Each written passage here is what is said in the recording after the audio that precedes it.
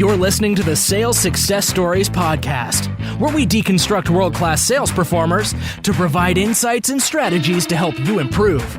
To learn more, visit us at top1.fm. Here's your host, Scott Ingram. Today on the Sales Success Stories podcast, my guest is Jamal Reimer, who is an incredibly high-performing strategic account manager at Oracle in Sweden. Welcome to the show, Jamal. Hey, thanks so much, Scott. So this episode is sponsored by the still very new Daily Sales Tips podcast. If you aren't already listening to that show, you've got to check it out. Just do a quick search for Daily Sales Tips in your podcast app and hit subscribe, or you can go to dailysales.tips for more information. All right, Jamal, let's jump right in like we always do and talk about the three things that you believe have contributed the most to your success there at Oracle. I think relentless is an overused word, but I'm going to use it. So I relentlessly live in the shoes of my customers.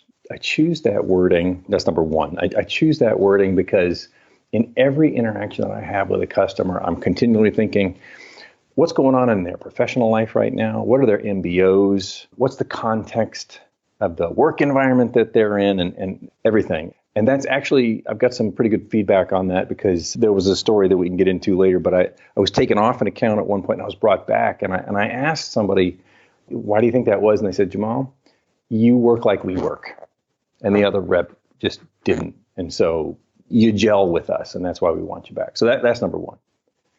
Number two is I try to have a peer mindset with everybody that I interact with. And I've had to develop that and stretch myself over time to have the same mindset with executives. Because the more complex deals you do or the bigger deals you do, you need to interact with executives. And they really only want to work with people who they can sense have something to bring to the table, not somebody who's kind of, going to be kind of a cowering person sitting in the corner. So I've had to grow a peer mindset with every level of person that I need to work with. And the third one is that I have really learned how to grow a spine of steel in every negotiation. And the only way that I have done that is by working a lot with data and having really, really strong arguments when it comes time to hammer out what the final price of a deal is going to be. Well, let's dig into a couple of these. So like when you say relentless, I feel like there's another word needed there in terms of the way that you get to the point that you're understanding your customers. Is it relentless curiosity? Is it relentless questioning? Like, how are you getting to that point? I try to listen as much as possible. And if you're ever going to get to a point of listening, it's like active listening. You got to start with questions and just let it roll from there. And so relentless curiosity, that's a good way to put it. If you're not wondering what's going on with them and where they're coming from, you're going to wind up just pitching. And pitching is the wrong place you want to be if you ever want to come to an outcome that's really going to be positive for the customer. And the needs and wants of anybody who's sitting across the table from you are so much more powerful than anything that you could come up with in terms of, hey, here's what I think is valuable and you ought to buy that from me. You ought to buy that idea or this product or this service from me. The thing that they want and letting them express that is just so much more valuable. So I'm always listening and I'm always just trying to let that come out. And then coming back to your third point, what is the data that you're using? Is that ROI data? Is that business case data? What are you using to help sort of maintain your position from a negotiation standpoint? Well, I suppose you could say right now I have a little bit of a luxury. So I have less than a handful of customers. And the customers that I work with, especially one of them, they do a lot of business with us over and over in one area or another. And so when we talk about either expanding the business or making changes to contracts or, going into new areas, we have a lot of data about their operating norms. And so we always comb through all of that data to say, okay, here's what you normally do. Here's what you've done over the past X months or years. And based on that, here's what we can really have a good idea about what we think you're going to do over the next year or next 3 years. And therefore, with that growth trajectory, the sum total value of the contract should be X. And it's really hard to disagree with data when you get into that level of it. Now, I was taught that by one of my VPs, and we would just spend months in advance of doing a big deal or putting a proposal in front of the customer. And the thing that I learned from this VP was he said, you can comfortably argue whatever you can prove or at least have an extremely sound argument for. And it's those kind of arrows you want to have in your quiver when you go into a negotiation. You can go in with rock solid arguments and a lot of confidence about where you want to end up. Awesome. And I'm sure confidence really relates the most back to your second point when you think about having that kind of peer mindset in the way that you're connecting with executives. Think back to when you started that process, right? Maybe give me a story about the scariest time where like, okay, I got to go toe to toe with this guy. I'm intimidated out of my mind. How am I going to have the confidence or fake the confidence and play at that level through that initial interaction, for example? Initial interactions, I am extremely reactive. And what I mean by reactive is I go back to this kind of whole question thing. One of the concepts that I was thinking of in preparing for this chat was I seem to play two roles. The first is Columbo and the next one is Socrates. So, in the old Columbo show, he would just kind of always continually ask these questions, and he was a very humble guy, but he asked really smart questions. They were pretty innocuous in the beginning, but they would always lead somewhere. And then winding up by being Socrates is you just kind of follow the argument to its logical conclusion. And especially in the early interactions with a customer stakeholder, I don't really feel the need to kind of go in with really strong opinions. I'd rather let them do all the talking. And they're going to just tell me, okay, here's the landlines, here's the pot of gold, here's the direction we're trying to go. And then you can build upon that. Love it. Love it. Love it. Well, we're going to flip the script a little bit here. Usually I talk about where you're at and what you're doing and what that role is, but you gave me a little glimpse into your history, and I think it's going to make more sense to go through this a little bit more sequentially. So talk about your beginnings. How did you get your start in sales? Yeah, so it started back in university. Just before university, my family was living in Africa, and we were living in South Africa. And when I came back to start university, I was going to the University of North Carolina in Chapel Hill. It was right around that summer that the value of the currency of South Africa was the rand. It plummeted to about 25% of its original value. So whatever savings my parents had to try to start my college years, it was next to worthless. And I found myself in my freshman year in a space between when school started and when my first Pell Grant loan or my Pell Grant and student loans were going to be distributed. And it was a period of weeks where I was basically penniless. And I found myself in one of my favorite kind of hole-in-the-wall restaurants. It was called Time Out. And they make the best chicken biscuits in the whole world. And what they do is they fry chicken like any other chicken place does, and then they'll take a breast of chicken and they'll rip off the breast of chicken and stick it on a biscuit, and they sell that. But then what's left is like, some bones with some breading and a little bit of meat on it. They put those aside, and then they sell those for 10 cents a piece, and they call them bones. And I found myself living on 2 bones and a plain biscuit and a water, like day after day after day. And it was the most humbling experience I had ever had. I was like, a 17-year-old kid all alone. My parents were on a whole nother continent. And I would just sit there. And in that moment, I thought to myself, I am never going to allow myself to be in this position again. And I didn't really know what that was going to look like, but it lit the fire. Whatever it took to never be in this place again, I was going to do it. And I was going to do it, standing on my own 2 feet. I wasn't going to ask or expect anyone else, a person or an institution, to give me anything. And what happened was I was approached by a friend of mine. I was on the fencing team, and one of my teammates suggested I come to a meeting, and it turned out to be a recruiting meeting to sell books door to door in the summer. And I wound up selling for 5 summers. And that was the start of the beginning of a sales career.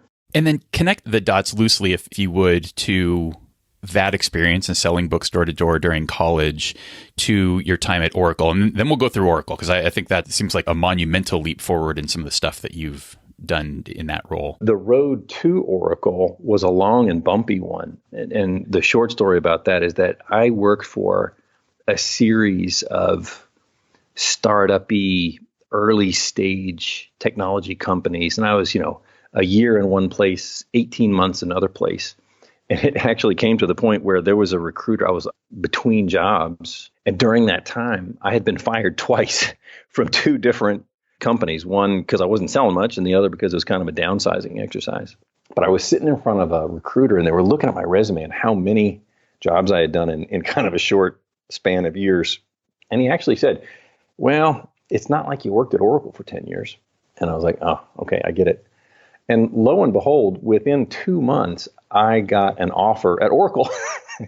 So I jumped on it. I said, oh, this must be where I must need to be, because, if you can make it at Oracle, you can almost make it anywhere. So that's the period between.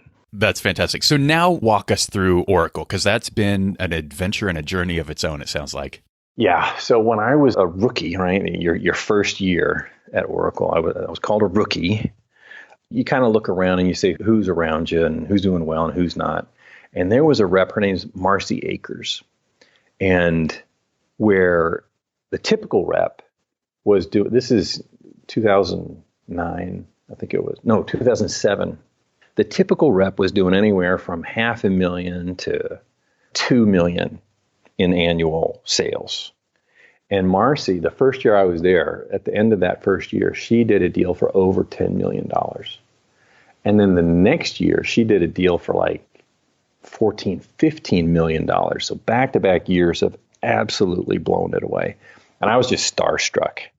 And, I used to think, gosh, I would just love to be a fly on the wall just to hear her talk to customers. And, what kind of magic does she do that just makes them kind of pull out their wallets and write these massive checks? But I was always kind of wondering, how do these big deals get done? And year after year, I was just kind of chugging along. And, I had a good first year, but it was, on and off for the next several years. And then fast forward to 2012, I had just been taken off of an account the year before because there was an acquisition and new management coming, and they didn't know me, and they did a big restructure of all the accounts. So I was taken off this account that I really loved. And within the year, things weren't working out with the other rep, and this account asked for me back. And I was super excited, and we got, working together again. And it turned out that it was just several months before the renewal of one of the contracts that we did together. And that contract was a decent sized contract. It was like $8-10 million, something like that, for like these 3-year SaaS deals that we were doing. And the context here was that although my relationship with them was pretty good, this engagement was in dire straits, partially because of the acquisition. There was a lot of dissatisfaction with the engagement from a services perspective, and there were bugs that were causing issues with the stakeholder base of everybody using the software within the customer. And the long story short, a couple of VPs, the VP of sales of the software and the global VP of the services, worked with me to completely transform the operating model of how we worked with the customer. And it turned out so successful, and the customer valued this new reality, or this, this future state of what we could do, and turning around how the software was used and how the services were implemented, that the contract went from being $8 or $10 million to over $50 million. And so that was my first, what we call at Oracle, a mega deal. And since then, I've actually learned to lead other mega deals, and I've done 2 more even bigger since then. Love that. And we will definitely be spending some time talking about those mega deals and how you're putting those together, and kind of what you learned from that first experience that you've been able to replicate. But I want to take one step back and just ask, if you could have started the Oracle adventure sooner, right, and not gone place to place to place, would you have done that? Or was there something formative in those early experiences that you kind of had to do to get to the place that you are now? So I can only speak from my own experience. And I actually go back to selling books. when I used to sell books in the summer, I did it for 5 summers. One of the things that the student managers, right, these other college kids who would recruit college students to be on their teams, they would have the beginner book selling students follow them. And I would follow some of the, I would not only follow my manager, but I'd follow others who were really doing well. I'd see what they were doing, and then I'd get it. And then I could actually model some of the things that I resonated with in their selling style. And I tell that kind of vignette because, at least for me, for the first, 6 years of my 5 or 6 years of my tenure at Oracle, I just saw things the way that I saw things, and I was having the results from that perspective.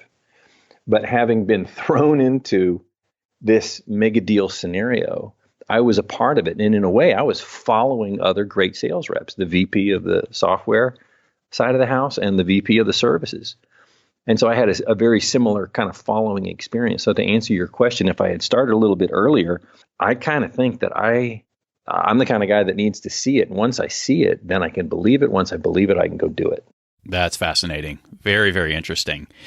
So before we keep going here, let me give another quick plug for the Daily Sales Tips podcast. Now, I decided to start that show because the 2 best things about this show, I think, are also the 2 worst things about this show. So the first is, if you haven't noticed, these episodes are freaking long.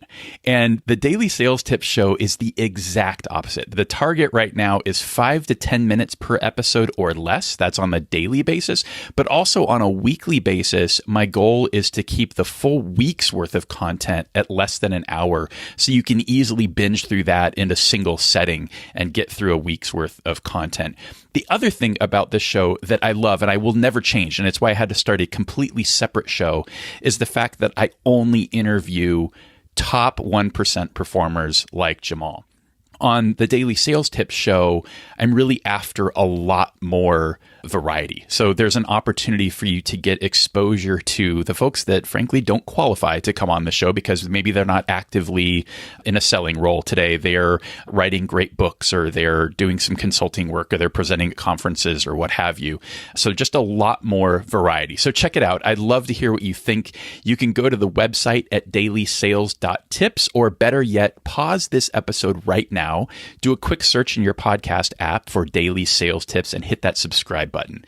Just don't forget to come back and listen to the rest of what Jamal has to share with us, which I'm sure is going to be pretty spectacularly valuable. So Jamal, now let's talk about just the results. I mean, what have you done? Talk about your rank and whatever other kind of details you can give with us just to understand your performance of late. So what I can share in terms of numbers is the first one was over 50 million, and the next 2 were even bigger.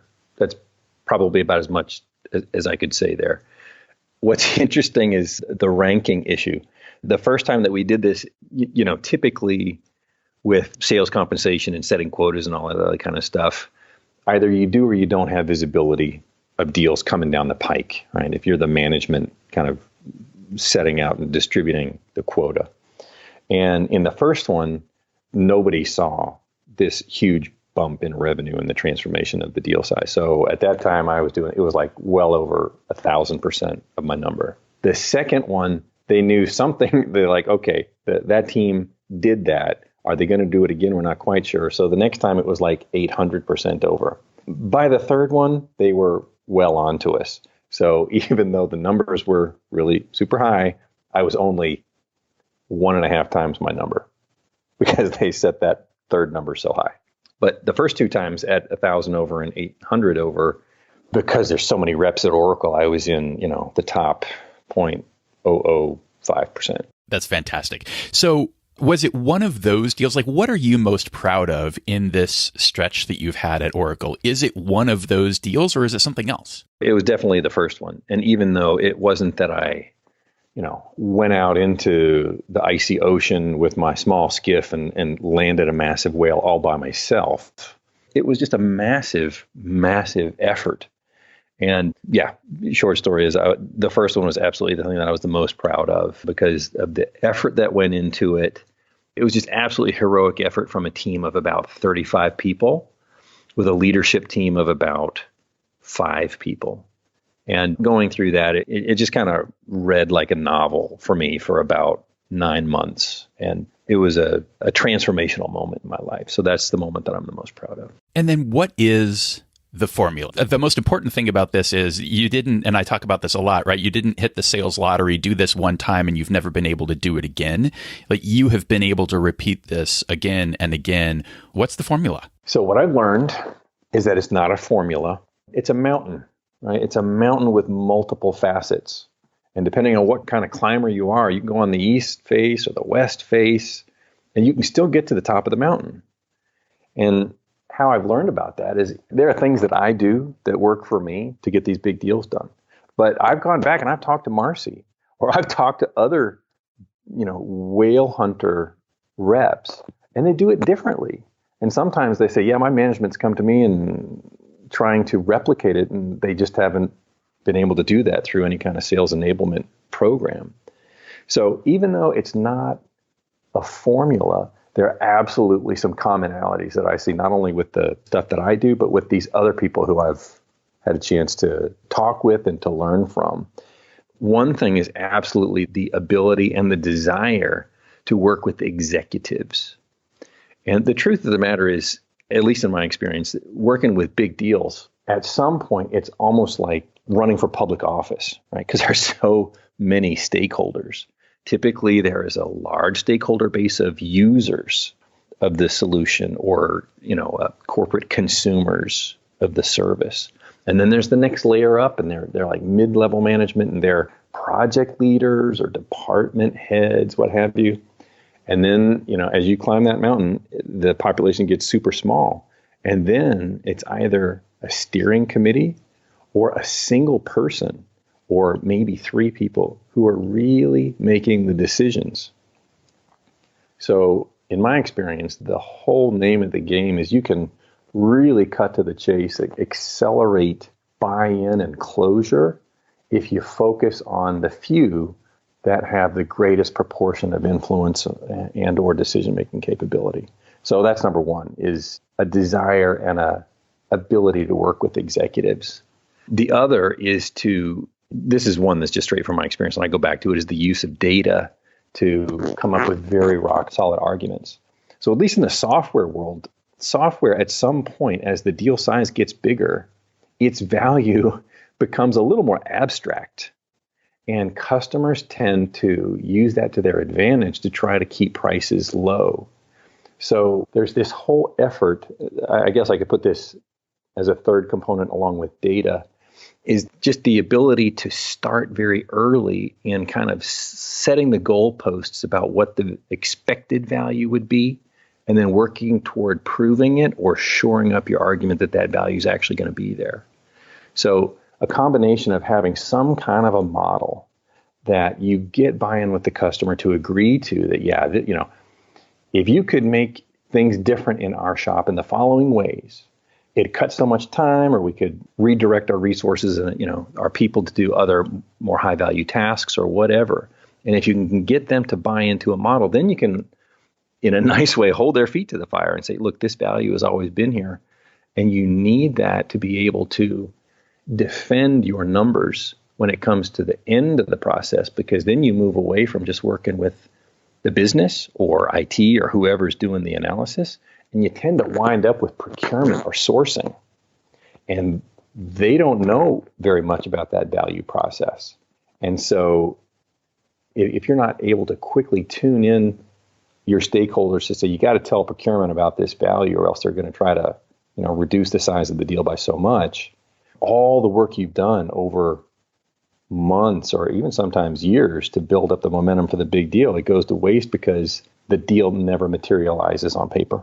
So there's working with executives, there's the use of data, and there's building credible value models that you can maintain buy-in throughout all the stakeholders that you have throughout a sales cycle. And there's more, but those are kind of the common areas that I find when it comes to doing these really large deals. Well, and let's touch on a couple of those, and starting with kind of the executive piece.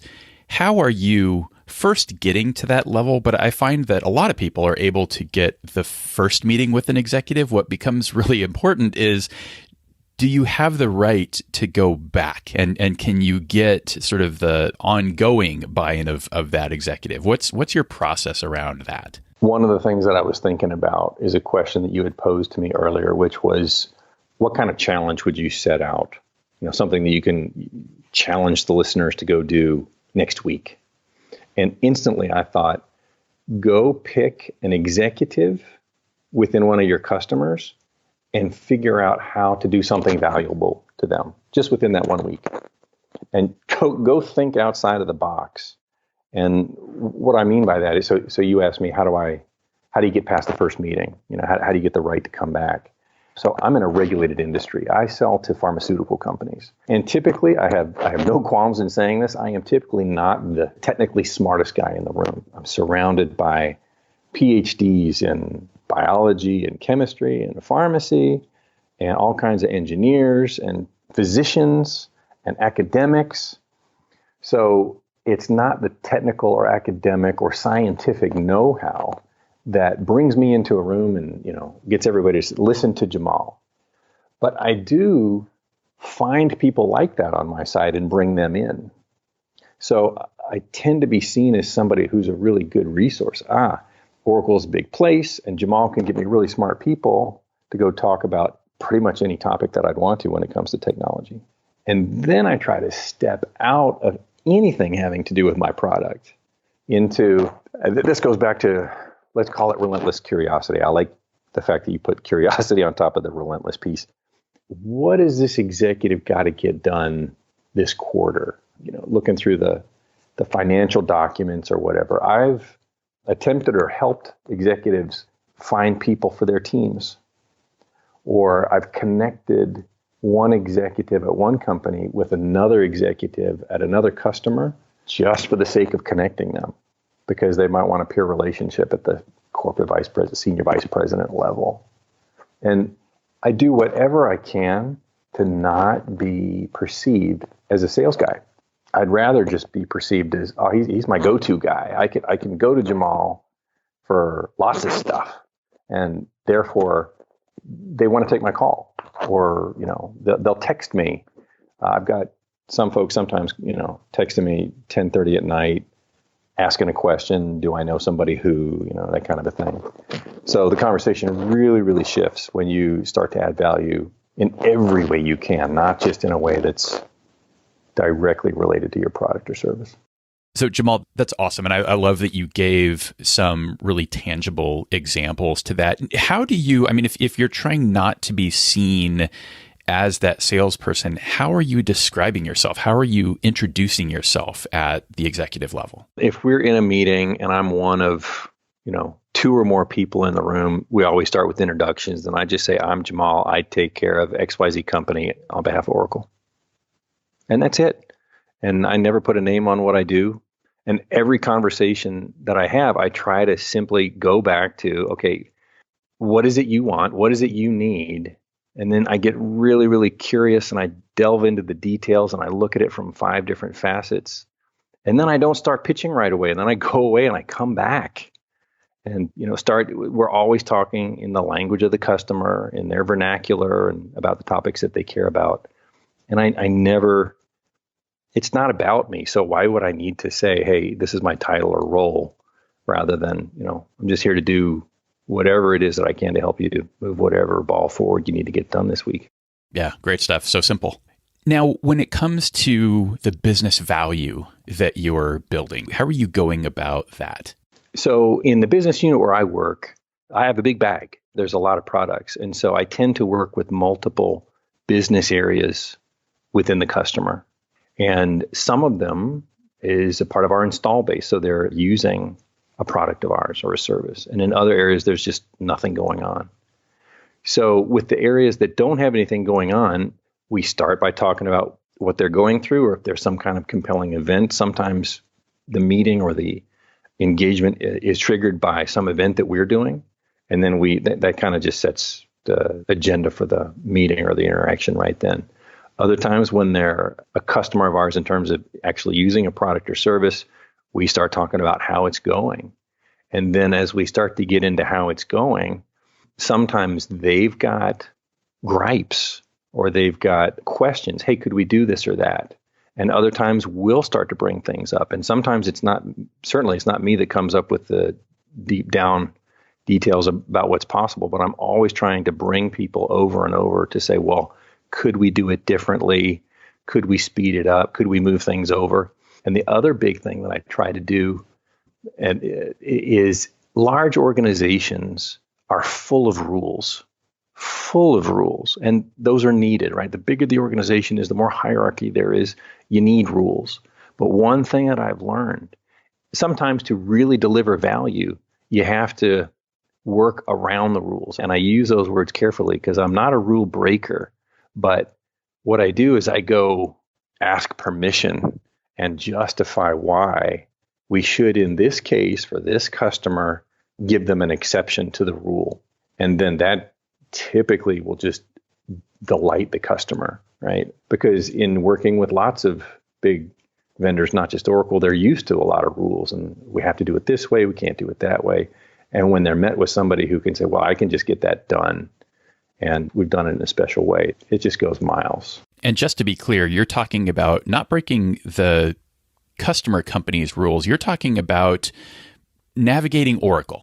That's right.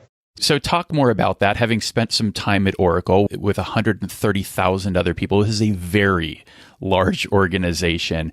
How do you think about that navigation? And I love that you're also putting it in terms of positioning that or making that into a value that you bring to the customer. It's not, in my experience in talking with reps and executives at other vendors, it's not a characteristic that's unique to Oracle. I just want to throw that out, first of all. So I think a lot of customers, especially at big organizations that work with big vendors, are used to this whole rule-based world. And the ability to change it, it's another way of differentiating yourself.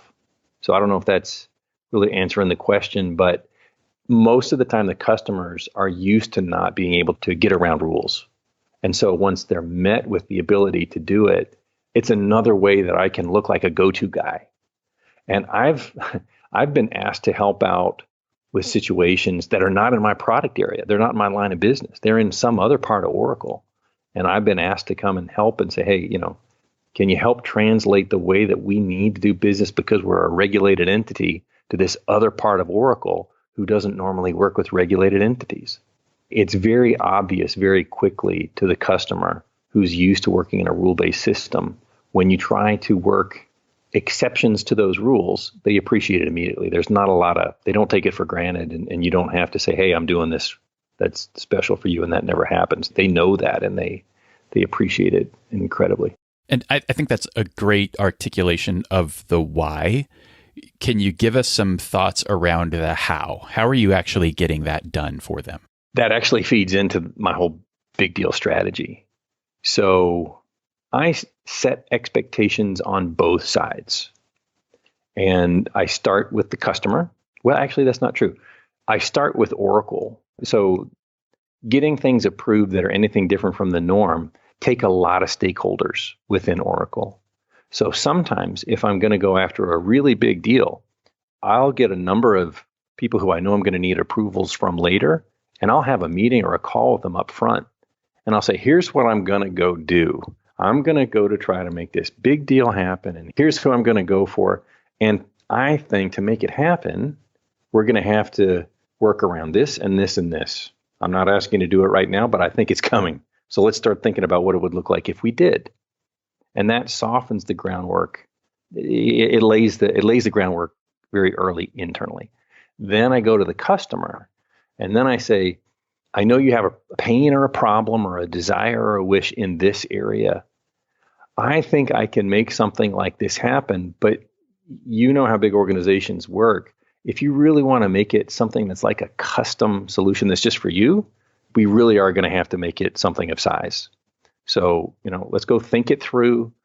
Who are you going to need from your side? It's going to be very high. Which senior vice president should we go pick as a sponsor? And let's buy into the idea before we start going down the road of doing anything else. And then they just love it because they can't get that kind of out of the box thinking from a typical sales rep. Love it. Love it. And there, if you peel that back, obviously there's a lot of insights in there in terms of how you're setting this up. Now, as you're working through these mega deals, what do you find the biggest challenge to be? Time. So I never have a full 12 months between when I, smell smoke and then I try to turn it into a fire and when the end of the fiscal year comes. So the first big deal that I did happened within the same fiscal where I got hold of it. And it was that first one. The other two took years to foster. So the biggest challenge that I have is when I see something that looks possible and then it becomes almost probable. I really want to get it done in the year where most of the work is done, but oftentimes that simply doesn't happen. I don't know if that's answering the question you're trying to get to, but that's the one that I think about all the time, that the amount of time that it takes to close the deal. No, it totally does. And so what do you do in those interim years where you're massively invested on one of these mega deals, but you're not going to have a lot to show for it in that particular fiscal year? So I still have other customers. And so I don't know if it's a good thing or a bad thing, but once you get into doing more than one of these, at least in my experience, it's all I want to do now. It's all I think about. All of my account plans that I do are always based on some kind of transformational project. And so if in a slow year or an interim year in one account, I'm trying my best to stagger the opportunities between the accounts that I have. And certainly it doesn't work all the time. And so sometimes it's very much feast or famine, but I'm chasing what could be $100 million deal. And I have no idea how close or far we are from it, but that's the vision I have. And that's the pitch I'm trying to share with lots of stakeholders at a different customer right now. So you spread around your territory, whatever size it is, whether it's 5 accounts or 50, and you try to keep a couple of fires going that way. And what about just the expectation setting that you're doing internally and getting through the times of famine so that you're not eating bones? Yeah. Well, so like I said, I have a lot of products and some of them just natural renewals come up and those can kind of, tide me over. Sometimes I try to do a mega deal and it never quite gets there, but something smaller along the same lines does materialize. Case in point right now, the last mega deal that we did, we were actually trying to grow it by adding additional products to it, and we ran out of time. The time factor came into play. We just couldn't get it in before close of play. But now that effort is we're going to enjoy a deal in a typical off year because of the additional work that we did the last time around. It'll happen in one of the off years. Got it. So now let's dig into just the time in general. And I always like to sort of open with this and just having you walk us through. And what does a day in the life look like, starting with like alarm clock goes off? Give me the blow by blow. For the past, I don't know if it's aging or nerves or what, but for the last couple of years, I just naturally get up at about 5:30 and I head downstairs to my office and I just start working on whatever I need to. I meditate. Is there an enablement on the meditation? Is that you just do that, or are you using a headspace, or what's the meditation piece? No, it's just calm reflection time, about 20 minutes each morning. Well, so from let's say 5:30 to 6 is meditation and quiet thing. I'll have a cup of coffee and do some quiet stuff. And then I'll kind of slowly work into the contemplative side of getting ready for the day. And that's everything from, I try to do some kind of a task list, but really short. Like I ask myself, what if I only got a couple of things done today, what would those things be? Because so many things are going to come up that are going to take my time. If I just got a couple or 3 things done, what would they be? And I write them down and I put them in Outlook. I put all these notes in Outlook at the beginning of the day, and I refer to them all day long as I'm making notes or going through meetings, etc. And then most days I'm working from home. If I'm not at home, I'm at the customer site. So a couple of days a week, 3 days a week after the 6 o'clock kind of half-hour meditation, I'm getting kids ready for school, etc. And by 8, I'm back at home. And then I'll go for a run. 3 days a week, 8 to 9 is a run. And then I'm fresh and ready. And by about 9:30, I'm back at my desk. And then, the day just rolls. And typically it's call after call after call. And sometimes I'll have a 3-hour spot to try to get outbound calls and catch up with people or do email, etc. Most days are like that, but then I've got days where I'm on site, and those are typically anywhere from one meeting an hour to like a half day to governance meetings that can last pretty much all day, once a quarter. And what about the back end of the day? How do you kind of wrap things up? Well, I have small kids, and so one of the benefits of mostly Oracle is a big work at home environment that happened back in 2008.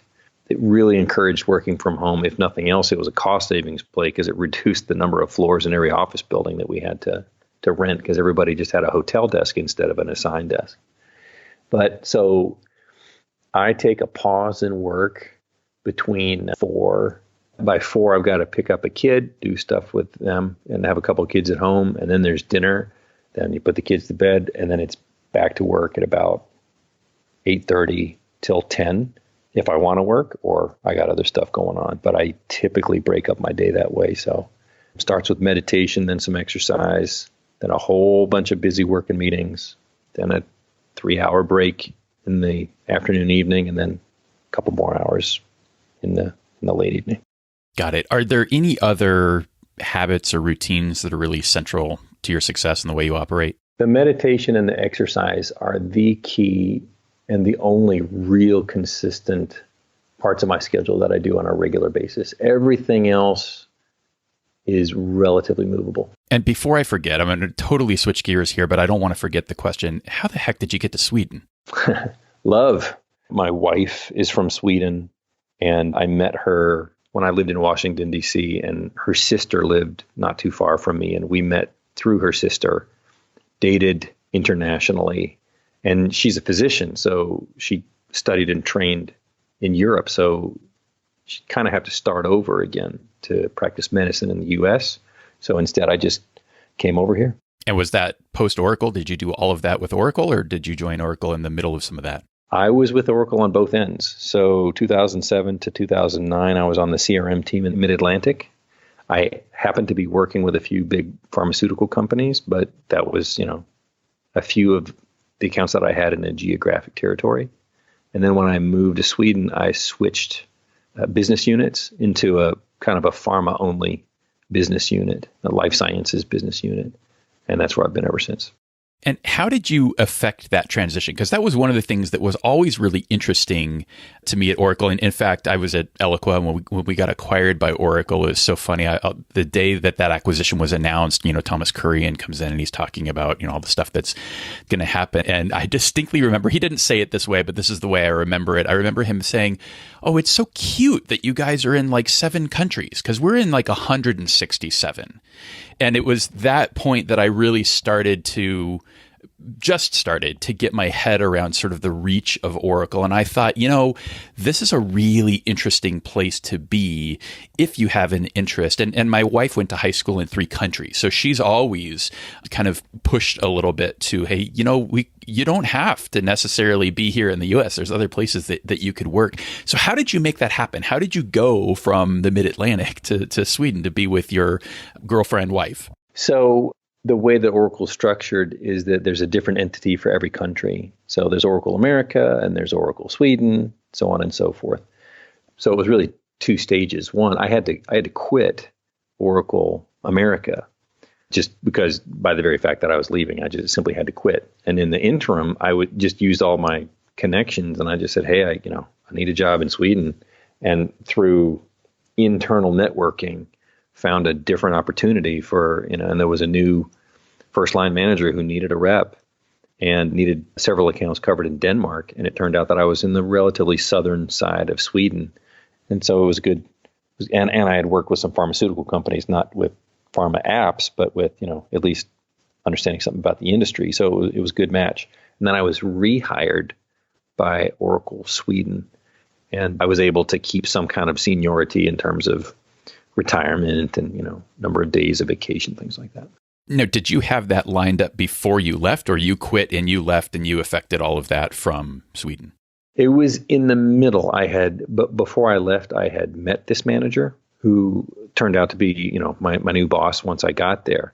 But I left just jumping. I did not leave with a job when I got on the plane to move. Wow. That's fascinating. I'm so glad I asked.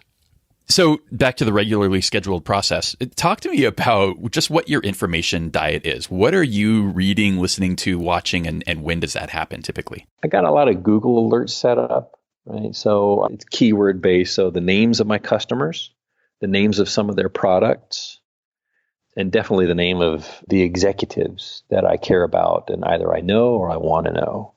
So I'm watching every day what's going on in the news just from the Google alerts. And I also keep up with their financial documents, the 10Ks and things like that. And sometimes I will listen to their earnings calls. And that's kind of the daily, truly customer-oriented media. But then otherwise, I'm more and more listening to podcasts. There's yours, and there's, I think, Advanced Selling Podcast is another one. There's a couple of sales-related podcasts that I'm listening to more and more.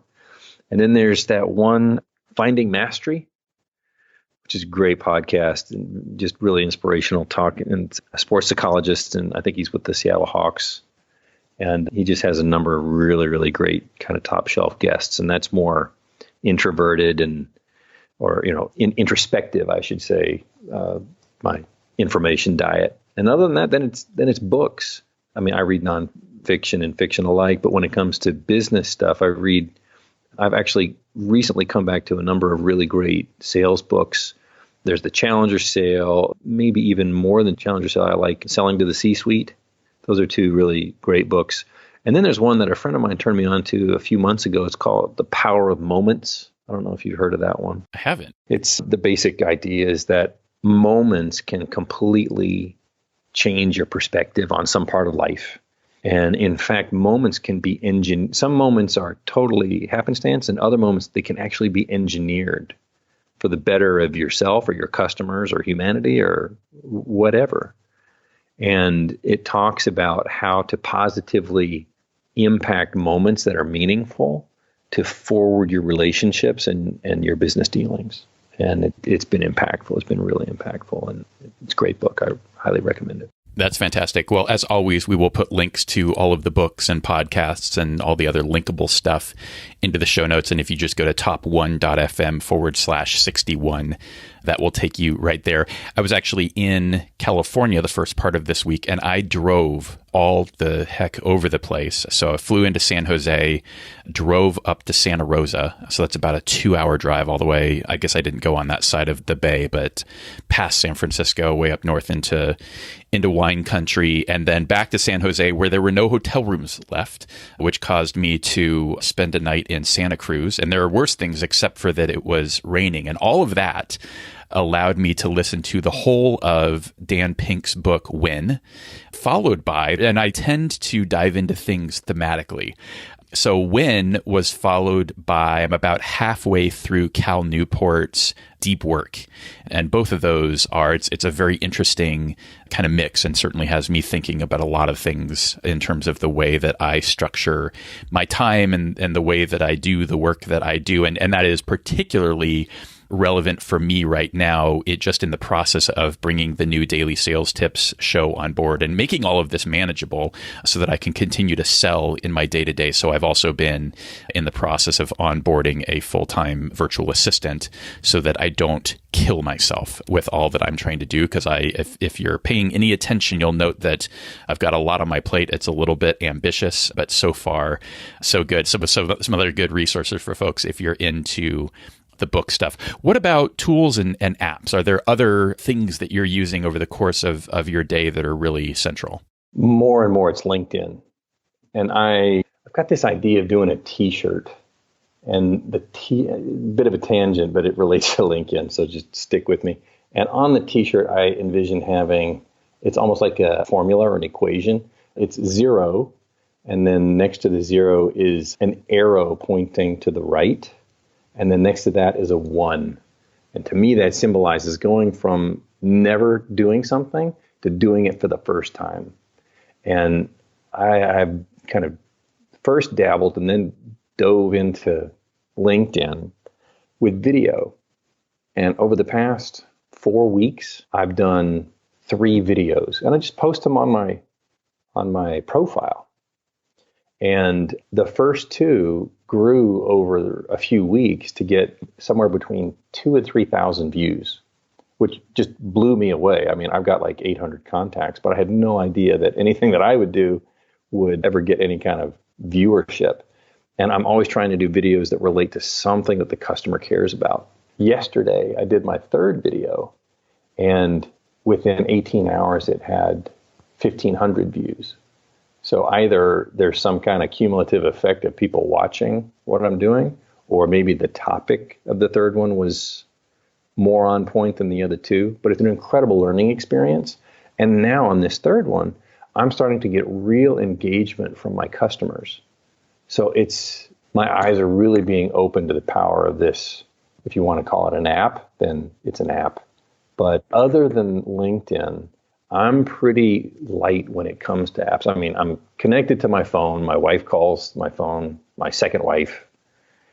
So laptop and phone all day long. And other than that, it's pretty light. But I'm really jumping into LinkedIn now. That's really interesting. And we'll certainly link to your LinkedIn profile so people can pretty easily get to those videos. What are they more kind of client focused? What is the content of those videos?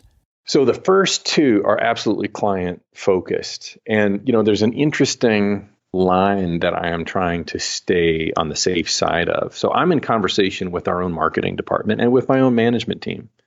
And, they've generally said, hey, it's great. You should go to LinkedIn and, build your brand, et cetera. But then I started doing these videos, and all of a sudden everybody's really starting to take notice. And, they basically said, Jamal, we really encourage this. It's really good, but make sure that you're not speaking on behalf of Oracle. So I was already absolutely on board with that. So what I'm doing is I am talking about themes that are important to the customer. And I think that's even so much better. In my last conversation with, the famous Marcy Akers, which I brought up more than once, she said, I never use the word software. I just call it the asset and talk about the benefits and the outcomes and the business processes. I never use the word software, and I'm challenging myself to just remove it from my selling vocabulary. And so in a way, that's what I'm trying to do also with these videos, is talk about themes that the customers care about. Now, the 3rd video that I did, I noticed in the first 2 videos that even though they were customer-centric themes, I looked at the stats, well, more than half of the people who viewed these videos were salespeople. They weren't my customers. So now I'm thinking, okay, now there's a growing audience of sales guys watching what I'm doing. How can I address that audience? So the 3rd video that I did was what salespeople should be doing for you, but most don't. Ooh. So I wanted to keep it customer centric, but if I saw that headline on a video on LinkedIn, I'd absolutely have a look. And I think that's why this 3rd video is doing so well, is it's actually 2 audiences who are consuming it. That's fantastic. Well, and obviously the implication is for your customers that are seeing that these are the things I do that most salespeople don't. Right. So let's just leave that one at a tease. I would love to dig in and find more about that, but instead we'll actually find a link directly to that video, and we'll put that in the show notes so people can find out what you had to say on the topic. So again, top1.fm/61. Now, Jamal, do you subscribe to a particular or specific sales philosophy? I don't. And I've read all the books, and I've taken a ton of the training. But I think this goes back to my experience in not only my own large deals, but talking to these other folks that also do really large deals. Typically, the folks that do what I'm interested in doing don't adhere to a specific philosophy, if I'm understanding the question correctly. Yeah. They're laser focused on the customer. They speak with enough passion that it raises them to the peer level to whoever they're talking to. So lowly project team member all the way to senior vice president or C-level person is going to listen to that voice. So that's the thing that I hone in to the most, questioning and curiosity to understand where is the mind of my audience and where do they want to go? Because if all I do is show up at where they want to go, I've basically done my job, because they're going to look at me and they're going to say, wow, you're delivering exactly what I wanted or where I want to be. So I don't know if you would consider that a sales philosophy, but that's where my mind share is. And that's how I kind of inform my own process. Yeah, love that. Now, you've mentioned something a couple of times now that I'd like to understand a little bit better. You've talked about the conversations you've had with Marcy and the conversations that you have with some of these other, your whale hunter peers. Talk about that, right? How intentional are you about those conversations and learning from each other in that process? So what's that quote? You are the sum total of the 5 people you hang around with, something like that? Yep, Jim Rohn. You're the average of the 5 people you spend the most time with.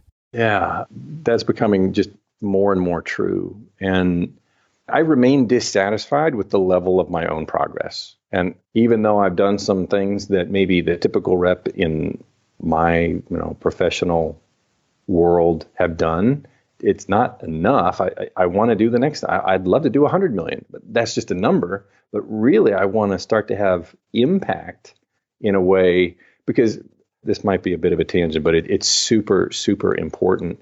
The size of the deal has become secondary to the impact of the deal. And this came into my consciousness when I saw that the transactions that our team have been able to do have actually impacted millions of patients who are the end users of the products and services of my customer. And when I realized that, what we do makes them more able to bring drugs to market faster, more cheaply, and more safely, why would I not want to have more impact like that out in the world? And now that's really where I'm trying to go. But that is a bit of an aside. So if I'm dissatisfied, how am I going to get to the next level? It's not going to be hanging around with myself, because I only know what I know. So I very intentionally go out and I seek out people who have done more complex deals or bigger deals or more impactful deals than I have. I've reached out to the point where I've gotten the story, and I can kind of anonymize it because it's not really, the details of this story are not mine to tell, but I can tell you a little bit. I've heard the story of the biggest deal that was ever done at Salesforce.com. And the part of the story that I can tell is that there was a rep who was in a financial vertical, and one of his prospects was an insurance company. And so what he did is he took the insurance licensing exam and became a part-time insurance salesperson for this company. That's awesome. For months, and just started working in their CRM system and really understood, from literally being in the customer's shoes, what is a day in the life, a week in the life, a month in the life, a year in the life of an insurance salesman at this company. And then he and his team wrote an analysis of that experience and how much better it would be, of course, with their product, and sent it to the CIO of the insurance company. And long story short, that yielded him a deal of over $150 million. So how did you find that? Did you have a conversation directly with that individual? Nope. I had a conversation with the gentleman who was standing next to him at the awards ceremony, where they gave him like a 6-foot-long check, of several $1 million in commissions. That's great. Well, and that's sort of exactly the point of what inspired me to pull together the Sales Success Summit, because it's so hard to find those stories, find those people, surround yourself with 5 other people who are absolutely amazing that are going to help you get to the next level. And Jamal, I know we've got some additional arm twisting we'll do after we turn off the recording. Obviously, this is geographically inconvenient for you to be here in Austin in October, but I'm going to see what I can do. There's something about just being surrounded by people who are also doing it. And sure, you can kind of get that at President's Club and your sales kickoff, and you start to see some of these stories. But I think there's a lot of value in just the diversity, right? And getting outside of your industry and being exposed to other ideas and other thoughts that maybe aren't SaaS or aren't technology, or in your case is more on the account management side versus what some amazing BDRs and SDRs are doing, and just kind of stewing in all of that. So anyway, I've already flogged the Daily Sales Tips podcast. I don't need to flog the summit on this one, but if that has some interest to folks, if you go to top1summit.com, you can learn about what we're trying to do here in October. And I've already sold about a third of those tickets, so that show will absolutely sell out come October. So I'd encourage you to dig into that. Jamal, so we talked about your philosophy or lack thereof, but actually I think you actually have a very clear kind of customer-centric philosophy. How would you then describe your style and your approach? It's very informal, and that's intentional. So I'm a student of marketing right now.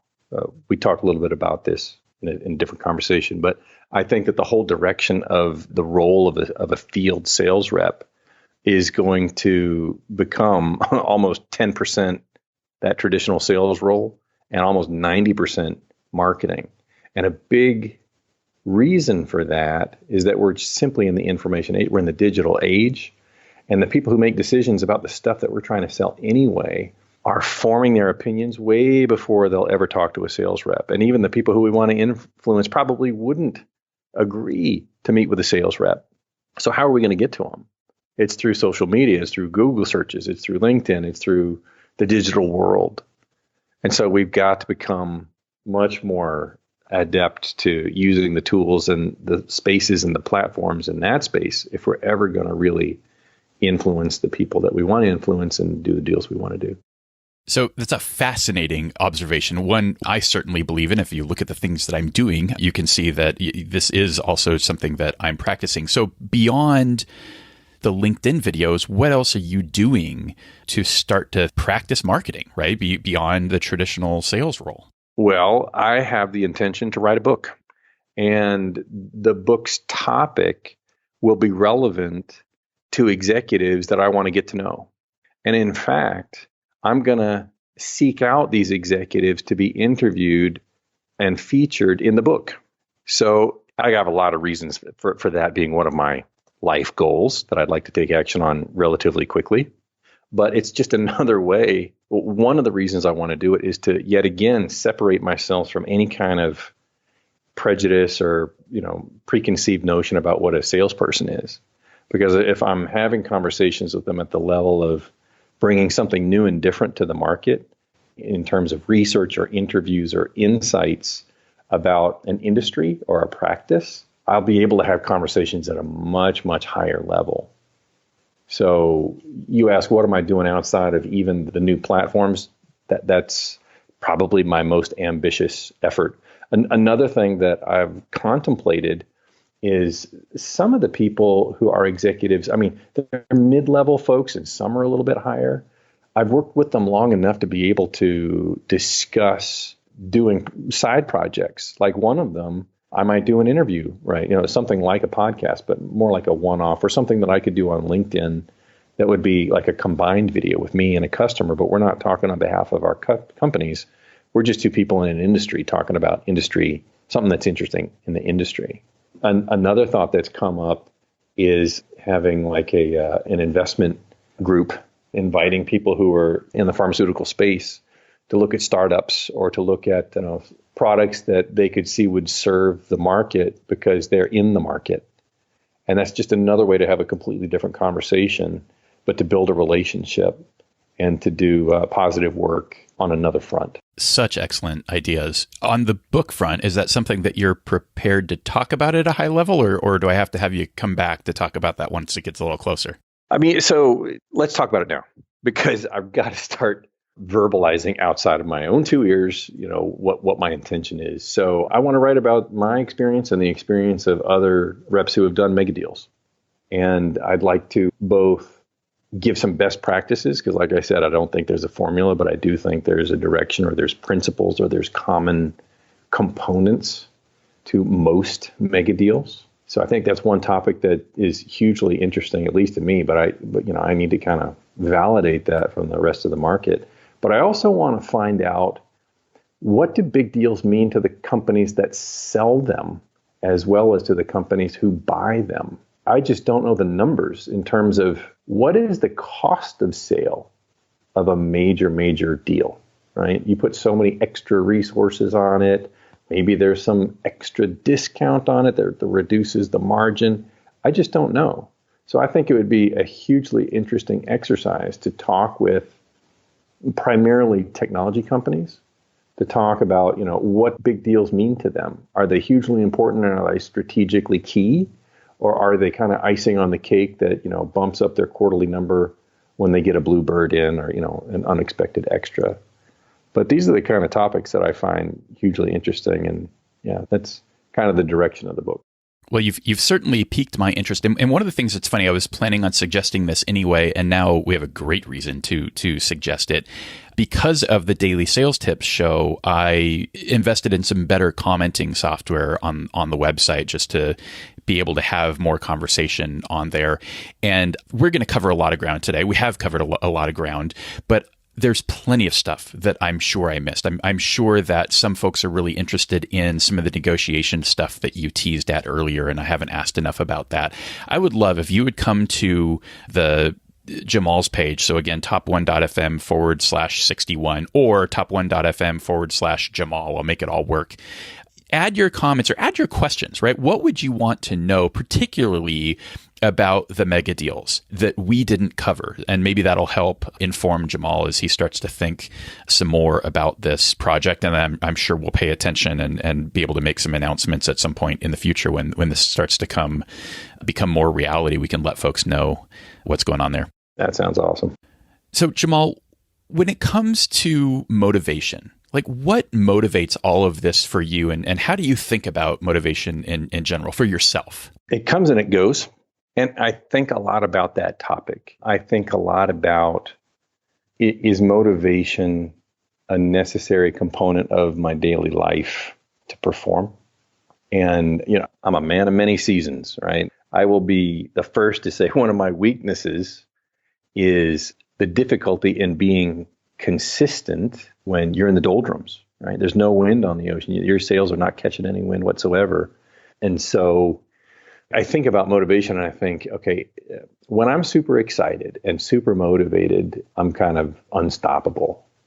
And when nothing's going on, I'm really terrible with unstructured time. So how do I get over some of the triggers for whatever the opposite, being demotivated or unmotivated?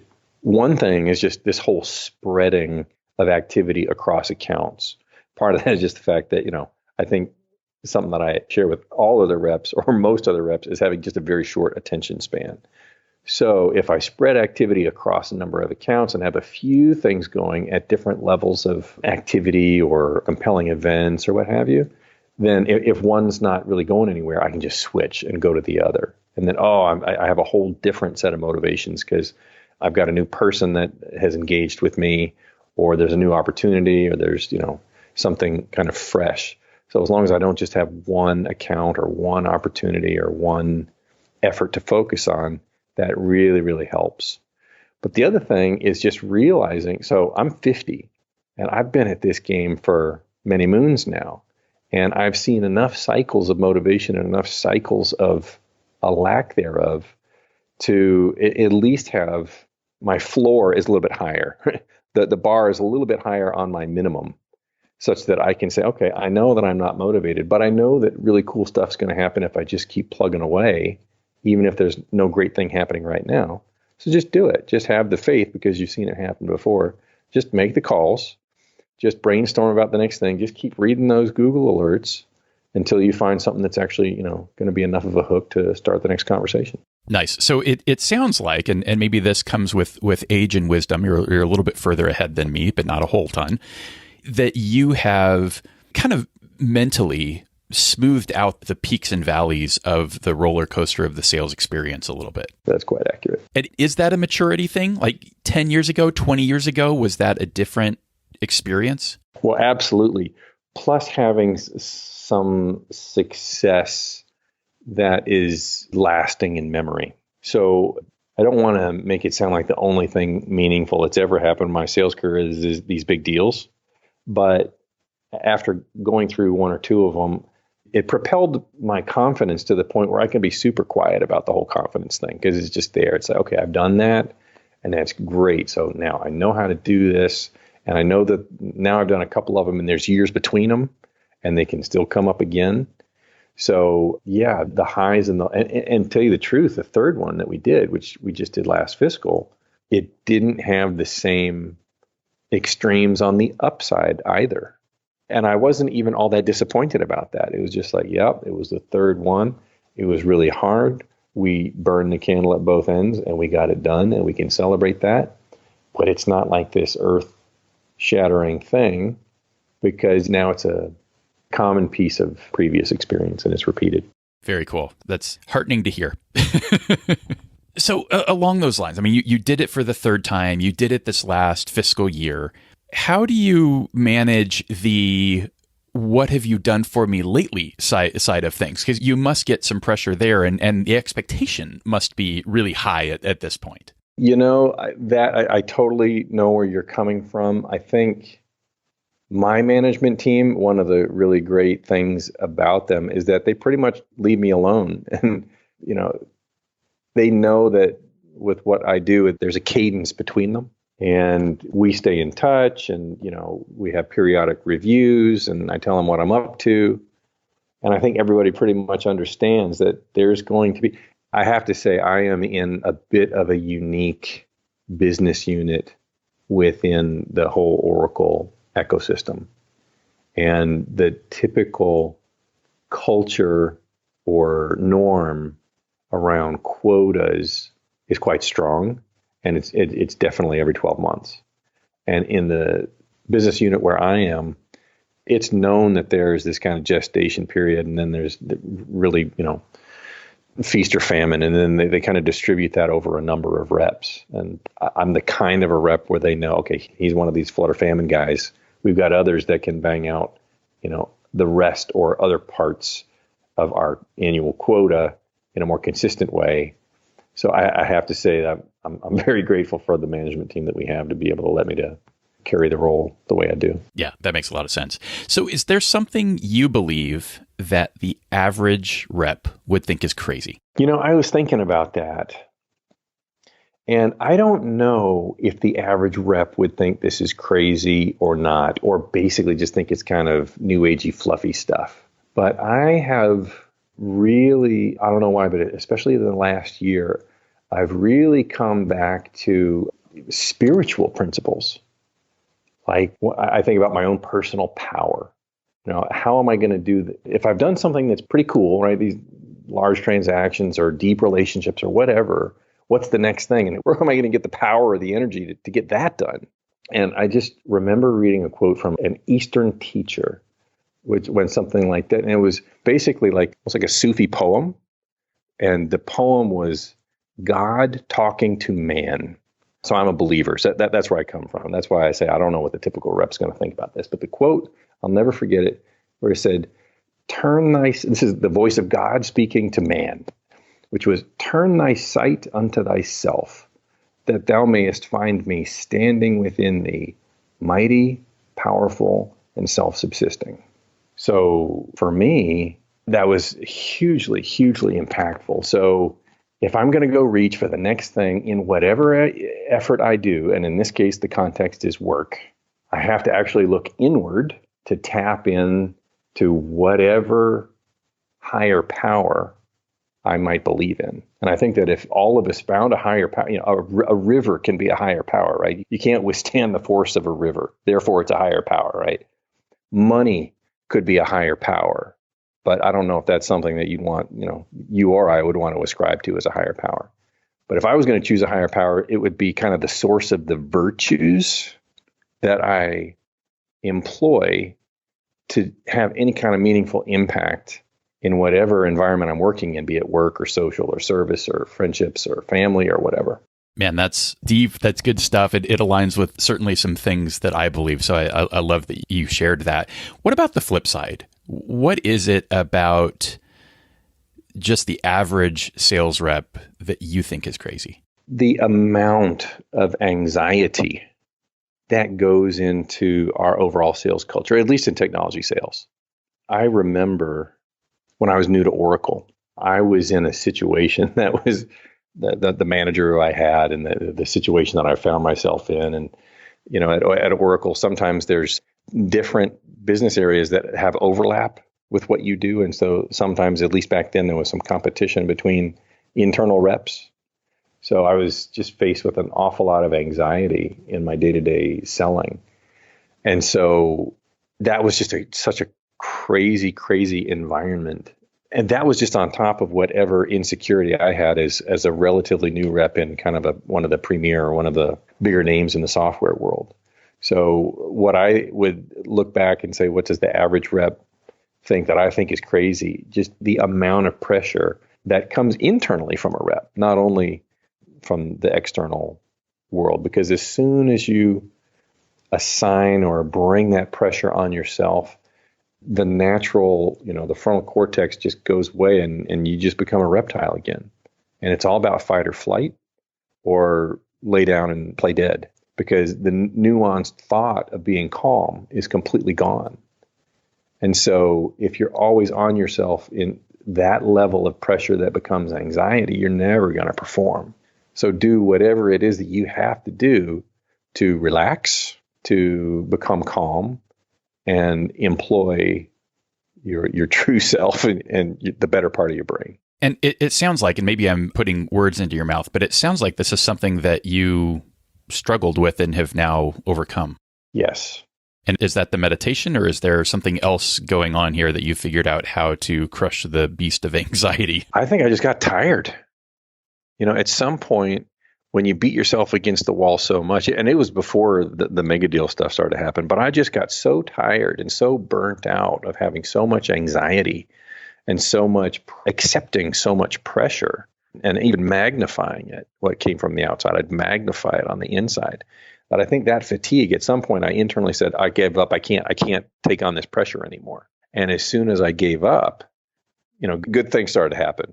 I started to talk to my customers like I was a real human being, rather than that kind of, that punch out placard in the Computer Associates commercials, the sales guy coming in under the crack of the door and, hey, you want to buy some software today? All that went away and I just became a human being. And as soon as I became a human being, the human beings who were my customers wanted to connect with that guy. And then I was like, oh, so this is what authentic interactions look like. Huh, kind of cool. I just did another podcast interview where I was the interviewee yesterday. And, one of the things we were talking about is, for me, sales just gets more and more fun. And I think it's probably that, right? It's the more you just sort of relax about it, you build sort of a confidence in your skill set and what you're capable of. You don't worry and have the anxiety around those pieces, and you just get to be a person and you get to work with other people. And that's a lot of fun. It's getting through that when you're so worked up about, oh, am I doing this right? Am I doing that right? Is there a better way I could do this? Like, yeah, if you just sort of relax and talk to people, it sort of works itself out and again, starts to be really fun. Couldn't agree more, Scott. Couldn't agree more with that. So I think that just says that I'm getting old. That's fantastic. If you're young and listening to this, I guess it just comes with age. Keep at it. Or take our word for it and don't spend the years to try to achieve it through fatigue, and just try it out now and get the jump on us by a decade. Love it. Love it. Love it. So I'm curious if you've got something else for us. I like to ask if there were really important decisions you've made or lessons you've had to learn to get where you are today. Is that something that we haven't already covered? So if I go back to that college story, right, about kind of my low point and then start learning how to sell something. I was selling books door to door. I think one of the best decisions I've made in my entire life was selling books for the second time, because my first summer was such a traumatic experience. That's one of the places where there was so much anxiety. That was the first time that I ever had to really come to grips with down and dirty rejection. We worked for a company that hired college students, and then they'd send us really far away from our homes for the summer, so we wouldn't have any friends to hang out with. We would just work. And so we were selling books like 80 hours a week every summer. Turned out that I was in an area that got hit by every door-to-door salesperson. So, magazines and fruit and knives and encyclopedias and then my educational books and everything. And I remember this one guy came to the door and it was a blistering hot 95, 100 degree humid day in Topeka, Kansas. And I knocked on the door and I could, there was a screen, it was an old house, the screen door, and then inside that kind of the internal wood door. And I heard the wood door open, but I couldn't see him. And then I saw this silhouette of him coming up to the screen. And he just looked at me with such a frown. He said, "I am not interested in anything you have." And I just said, "I'm sorry to bother you." Turn around I sat on the curb and I just cried. I was a 17-year-old kid and I was away from home and I just bawled because I've never had to deal with rejection like that. So to come back to the decisions that I've made to get where I am, I think that was a huge decision. I had such a traumatic and unsuccessful experience in selling when I was between my freshman and sophomore year in college. I decided to come back to do it again because I was so scared of it. I did not want there to be a thing out there in the world that I was so terrified from it that I would run from irrational and emotional reasons.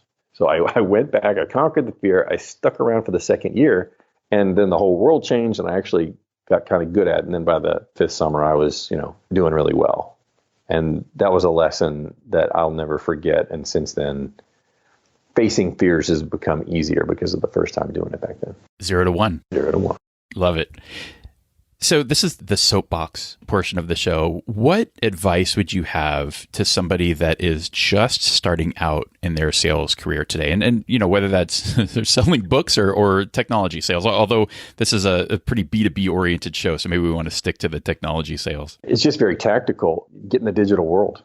That goes right back to what I said that I've learned is that I think that, the role of sales is going to only look like 10% of the new salesperson is going to be doing the salesy stuff we do now. And 90% is going to be way overweighted toward going to where our customers are doing their research and making the cement is drying on their opinions, which is the digital world. So the advice that I'd have is develop a digital brand. Every single person can do it. If me, a 50-year-old guy, can just now, a month ago, start doing videos on LinkedIn and having any modicum of success, just think what a millennial or younger could do who's lived in this world since they were kids. So get in that world, develop an online presence, and then you're going to have an audience that'll follow you from job to job to job, regardless of which company you work for. You'll maintain and grow an audience over time. And that's, I think, the resume of the future. It used to be that sales guys, if they were really cocky and, somebody was trying to recruit them and say, "Please send me your resume," they would just send them a bunch of W-2s, right? And just say, "Boom, here you go. There's my resume." I think in the future, it's not going to be W-2s anymore. It's going to be, look at how many followers I have, or look at the engagement I have, or, here's my YouTube channel and all the engagement and people who follow me there from a business or professional perspective, because I think that's where the money's in the list, if you understand what I mean. Yeah, absolutely. Something that very recently came onto my radar. I haven't connected with these guys directly yet, but I think what they're doing is pretty fascinating. There's a company called Bravado, and they're basically building sort of it's hard to explain. You just have to go look at it. It's really based on the feedback of your customers that you've worked with, right? What has the sales experience been for somebody who has worked with you? And I think that is such a powerful way to look at the real value of what we do, right? Especially from just a longevity perspective, right? I've been in marketing technology sales for, come close to 10 years now. And the world is so ridiculously small, it hurts. right? Where, I mean, I just experienced this last week, right? The executive from one of my company's accounts, not one of my active accounts, but she moved from that organization, is now an even higher level executive inside of one of my accounts.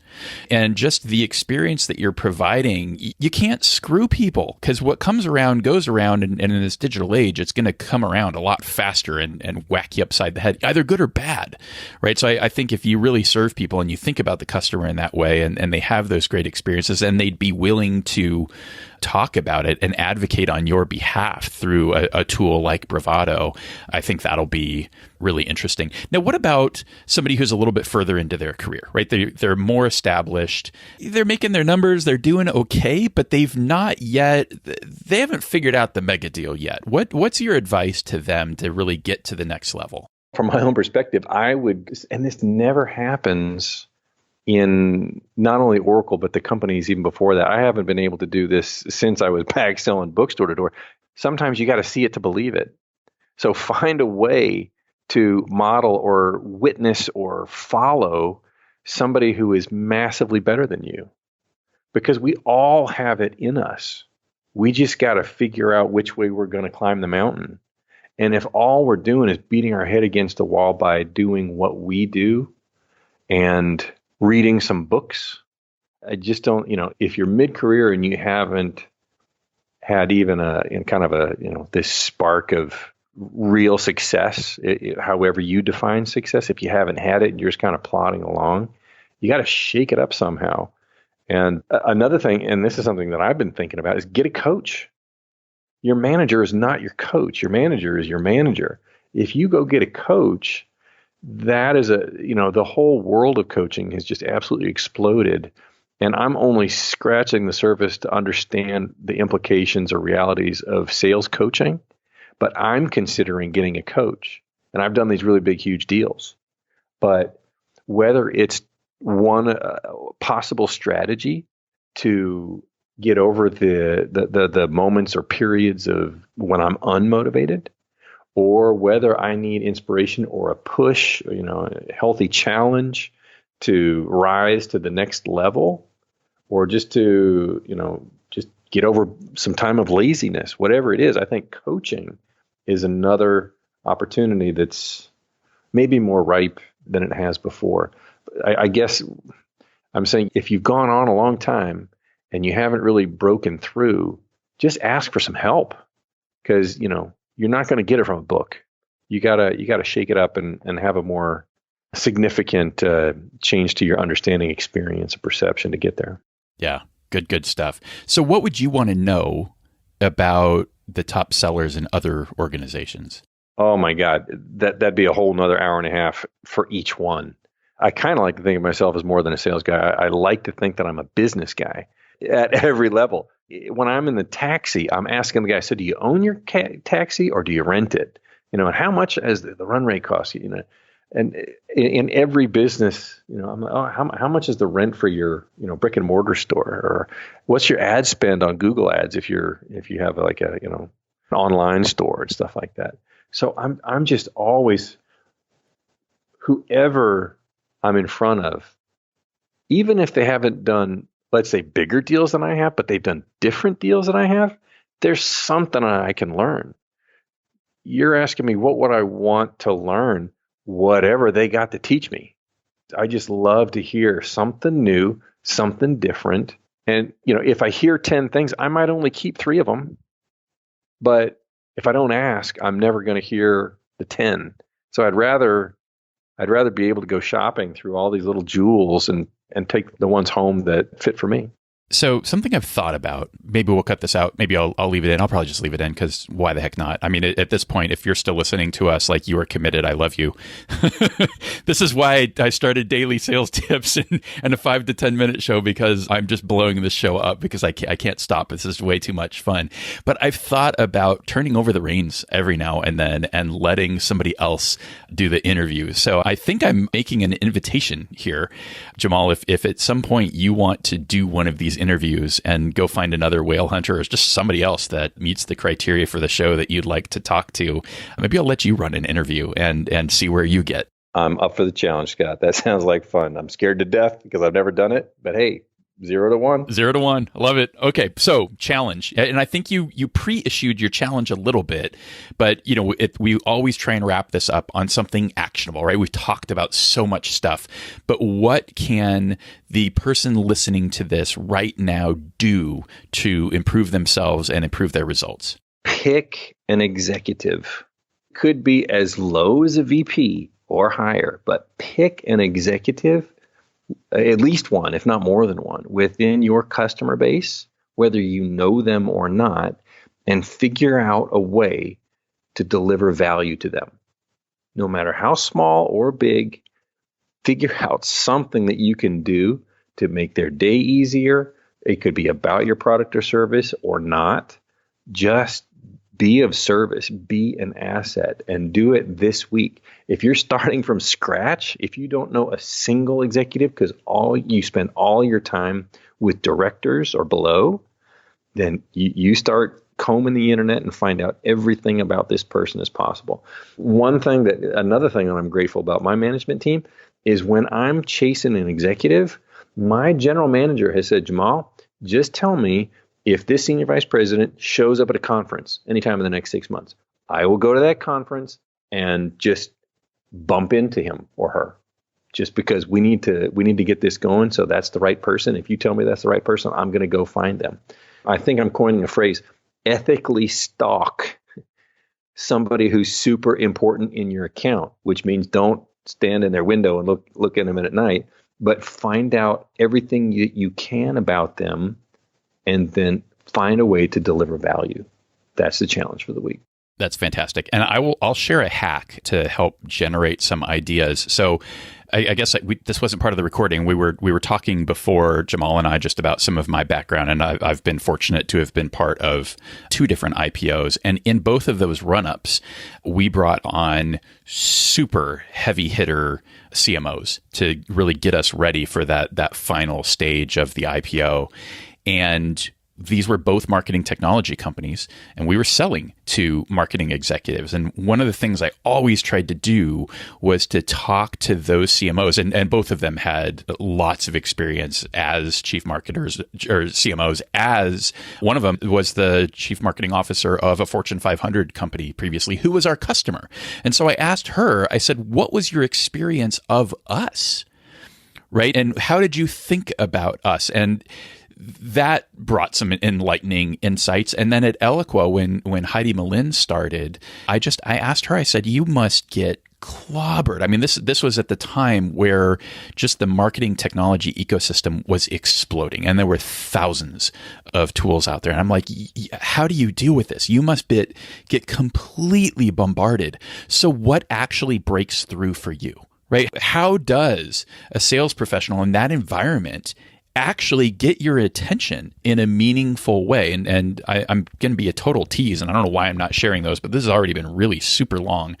But in both of those cases, I got incredible insights that have served me extraordinarily well. So go find, whether it's people in your own organization or executives that you already have relationships with, and find some of those ideas. And then I'm going to issue a little bit of my own challenge on this again, because I think that you can learn so much from what Jamal has shared today, and hopefully you've learned a little bit from some of my anecdotes along the way. But I think we can learn way more from each other. So I'd encourage you to go to top1.fm/61 and join in the conversation. And I think we've got sort of 3 main topic areas, so it'll be a very convoluted conversation, but it's all good, right? I think the first one is, what do you still want to know about just the mega deal process, right? What are the questions that went unanswered in this conversation today?